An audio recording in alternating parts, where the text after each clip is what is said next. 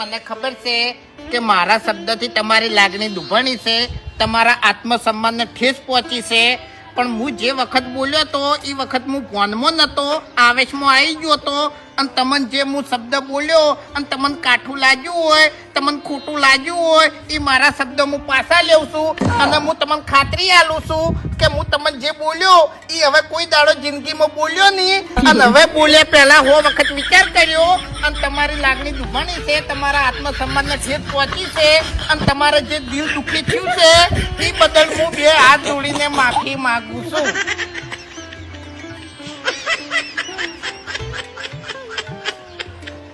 બલ્લુ, હા, લગ્ન ની ચિંતા ના કરતો. જો ભગવાન ને તને જન્મ આલ્યો છે ને તો લગ્ન નું ભગવાન ને વિચાર્યું જ હશે. બાકી બીજાના લગ્ન માં તને પીરસવા તો મેલ્યો નહીં.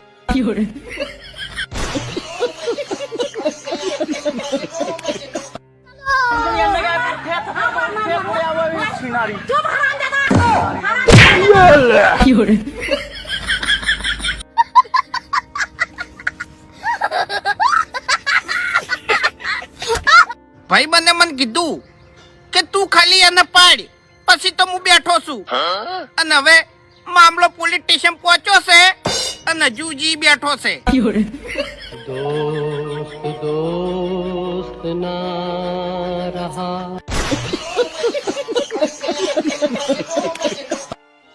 મારે એક વાત પૂછવી હતી કે નસીબ ખરાબ થઈ જાય તો રિપેર કરાવવા ચો જવાનું?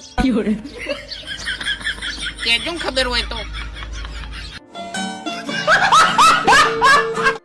બાળપણમાં જાણી પૈસાની જરૂર નથી, તાણી હગાવાલા પૈસા આલીને જતા રહેતા હતા, અને અત્યારે પૈસાની જરૂર છે તે હગાવાલા ભાષણ આલીને જતા રહેશે.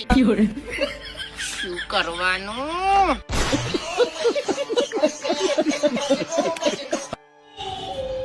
શું તમારા જીવનમાં તકલીફો છે? અરે હા ભાઈ હા. તો ભોગવો. અમે ભોગવત છે.